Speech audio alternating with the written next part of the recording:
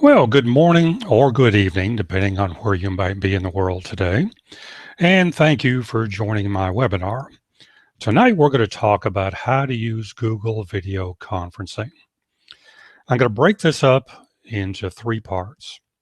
First, we'll talk about how to join a video conference that's already been set up by somebody else. Secondly, we'll talk about how to host a video conference. And finally, if time allows, we'll do a short demo on how to use this platform for training. I'll try not to keep you more than a half hour, and we'll see how it goes. So let's go ahead and get started. One of the things I like about this platform, as well as many of the others out there, is the ability to share things that you want to share on your screen. So we'll start, and I'll start with this screen here.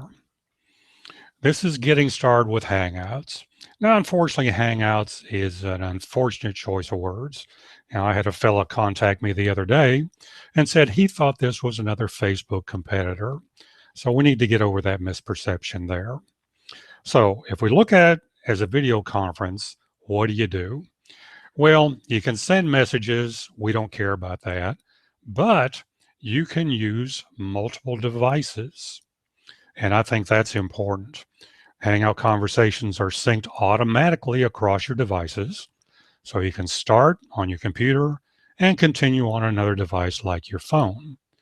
The one thing that interests me is the making video calls. To back up just a second, there's two ways of using Google video conferencing. The first one is like we're doing tonight. This is basically a one-way dissemination of information from me to you. You've gone on your browser, you've connected to my website, and you're viewing this video on that website. And while that's all well and good, I think the real power is in small groups that collaborate using this tool. And that's where the video calls come in. And we'll get to those in a minute there too. So what do you need to start on Google Hangouts? Well, unfortunately, you need a Google account, but that's not a big deal. Not looking for anything other than a Gmail address. Once you have that Gmail address, it's very easy to get in there. Now, if you'll see on the page over here, let me outline this a bit. You can access it a number of different ways here. You can do Gmail, from your inbox by Gmail, from Google Plus, from your Chrome browser extension, or your desktop app. You can get it on Android devices and iOS devices. So you've got quite a selection of things you can choose from right there. So to get your Google account, people are afraid about sharing information, but all it is just some basic stuff. You don't have to put it all in there, but put the minimum you need to get your account set up.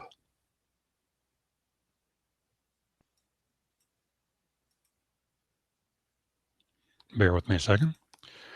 Then once you've done that,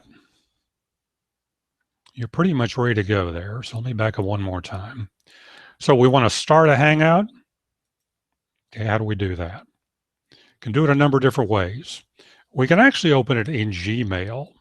If I open my Gmail account right here, and we come down to the section that's got, it'll come up here in a second,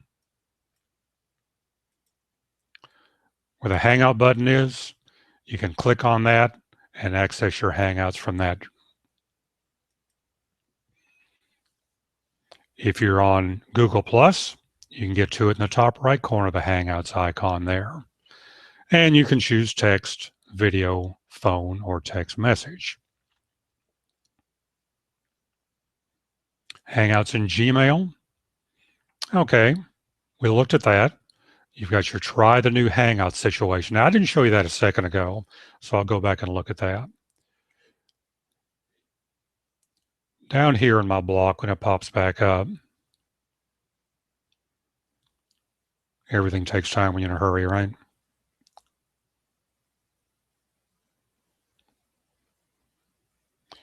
What I'm going to do is sign out of Hangouts. So the first time you use it, you'll be in a situation like this.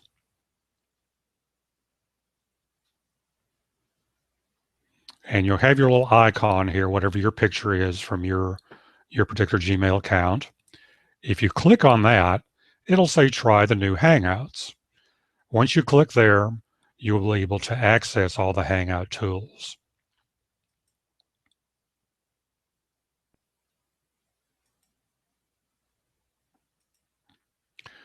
Then system requirements. I know people are kind of concerned about what it takes to run this. It's not a big deal.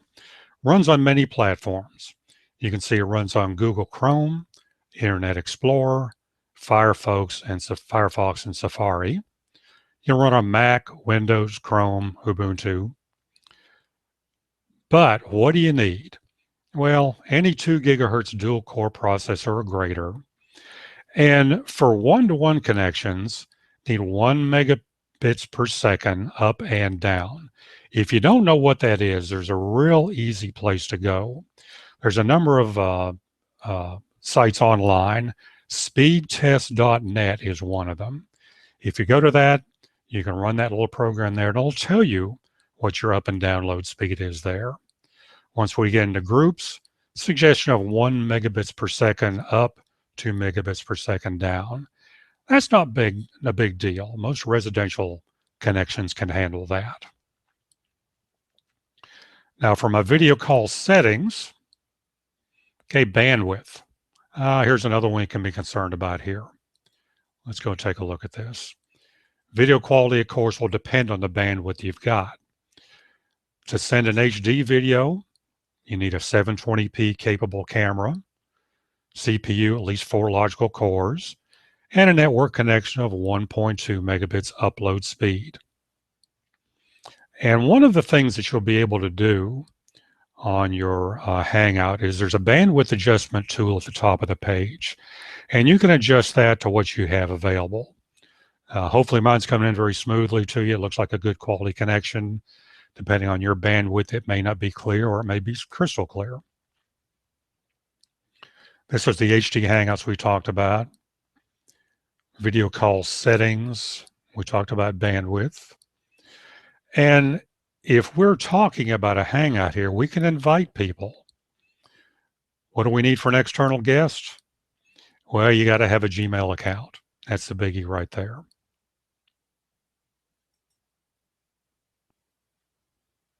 So let's go back here for a second. What you see right now is the broadcast I'm doing directly to you. If you notice in the very bottom of my screen, it says you right now. In a Hangout or a video conference where we collaborate, this bottom of the screen will be filled up with 8 or 9 different individual video feeds. And that way people can access the, well, you can see their video feed and we can collaborate that way. Let me back up 1 second here.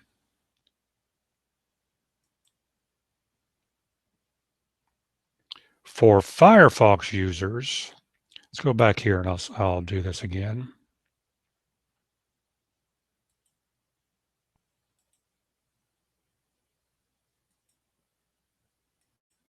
What you'll need is a plugin.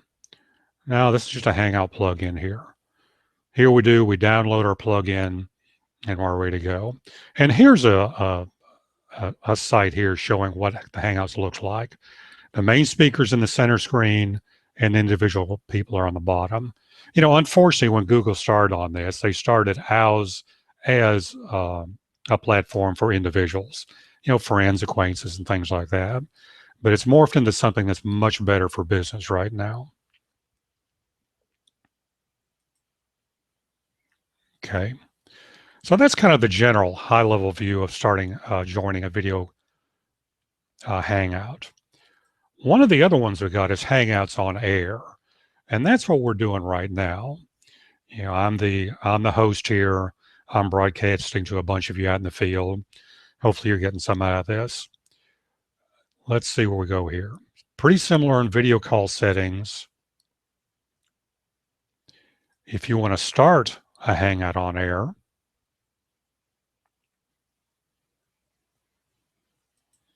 we go to Hangouts on Air, and we can set them up there.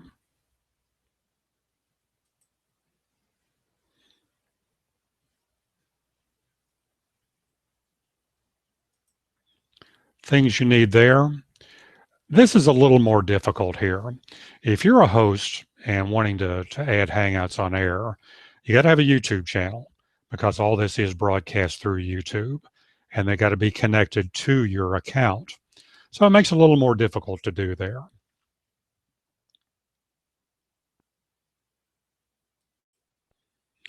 Now, one of the things that I've heard is people saying, well, I'm not a video star. Uh, how do I handle all this? I don't have a setup studio. Well, I don't either. I'm broadcasting from my office here. Some basic tools is all you need. You need a webcam. I'm using a headset and mic because that works for me. But you could just as easily use your webcam and a couple of earbuds. That's really all you need to run this thing here. We talked about your bandwidth, not terribly high. Very minimum is 300 kilobits per second. Pretty choppy at that level, so you want one or two to work with there. That's why you need to check that speedtest.net right there and see what your speeds are. So that's a good one to do it. My real desire, though, is to use this in a collaborative method. You got 8 or 9 people working together. You can meet this way. You can train this way. A lot of things you can effectively do for business. So that's kind of the high level end of it here. Let's look how you could really use that. Let's say we were wanting to train a group of people. How would we progress with that? Well, let me give you an example here. I mean, if you're an old PowerPoint person, maybe you want to start with a PowerPoint presentation. And let's say we're talking about power distribution, power system redundancy there. We can go through and do the same kind of things we do in our PowerPoints. What is redundancy? Talk about our tiers and classes, our tier system, class system. And when we get to a figure, we could also bring that up, discuss that figure there. Maybe we need to make some notes on that or talk to some people about that, talk about critical loads, highlight areas that we want to talk about more in detail. When we're done with that, we can close that out and continue on. And let's say that something came up. We need to talk about the TDMM. All right. Well, let's bring that up there and say, well, what is N redundancy? Well, N's our base requirement. I like this for you here. N is our base requirement. We can discuss what N plus 1 is, N plus 2 is, 2N, and even our 2N plus 1 redundancy there. So lots of ways to share our documents like that. But, I always like to do just a little more. And one of the things, let me get out of this first. One of the things I like to do is do things that you can't do in real life. We can share videos. Here's another option. If I moved over here, give me just a second, I'll get back to that. Maybe I've pre-recorded a video on my site. I could share that with the group. And we could watch the video come about. I have the person there talk about N redundancy. I'll give you just a short look at this.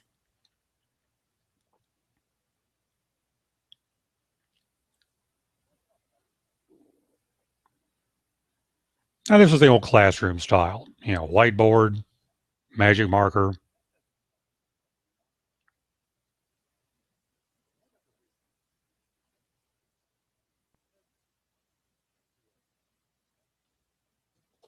So that could be somewhat effective, but that's kind of the old standby right there too. So how else could we work with this? What other things could we do? I'm a big believer in 3D modeling. So, if we can show people how things work, generally they pick it up better. We talked about it. We had our PowerPoint. We brought up a chart. We looked at figures. We looked at the TDMM. What else can we do? Well, let's look at something else right here.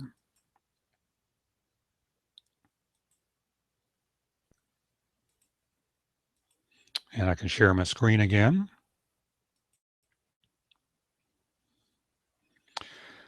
Okay, here's a 3D representation of a rack. And on this rack, existing rack here, I've got 3 UPSs. And let's say for whatever reason, those 3 UPSs are what we need to power our equipment.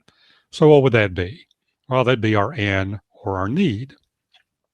But does that allow us to have any redundancy? Well, no, it doesn't. This means that if anything goes out, if any one of those UPSs goes out, we have no backup. So what do we do there? Well, maybe we invest a little more money and we add another device. Okay, now we got 4. So what's that mean? Well, that's our 3 need plus 1. So that would be our N plus 1 requirement there. So that means that if one of those UPSs goes out, we do have a backup. Let's say we're a little more concerned about redundancy, and let's add another one here. Okay, so now we've got our original 3 plus 2 more. Now we've got N plus 2. Okay, there again, if 2 of the originals go out, we still have backups. But we got one left down here that doesn't have any backup capability. All right, so let's add another one. What would that be? Well, I guess you could say that's N plus 3, but not really.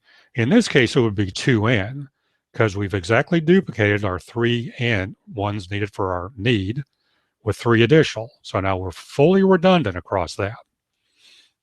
But you know, in some of the more mission critical sites, they say, no, we need 2N plus 1. So what is 2N plus 1?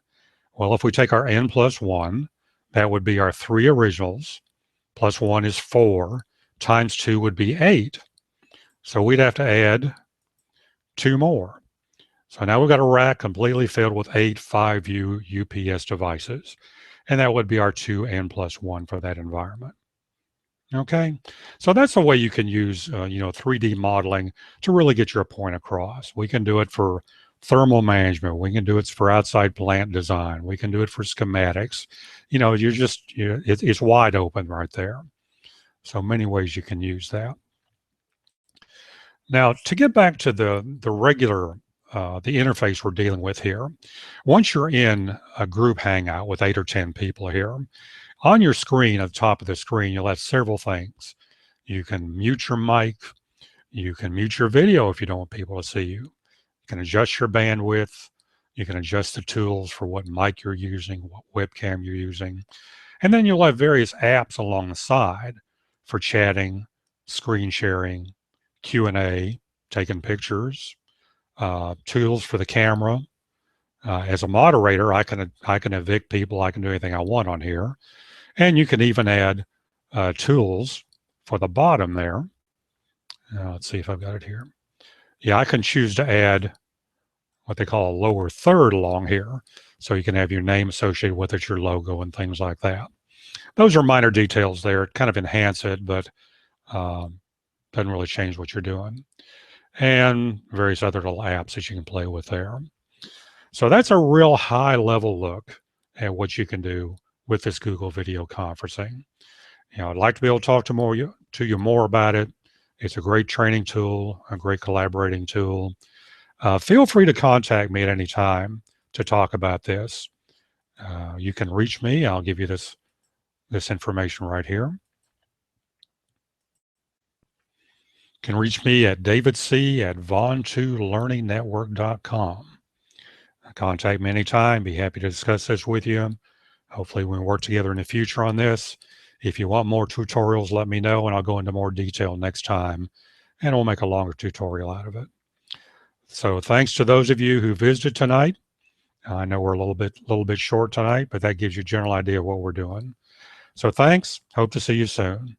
Good night or good morning.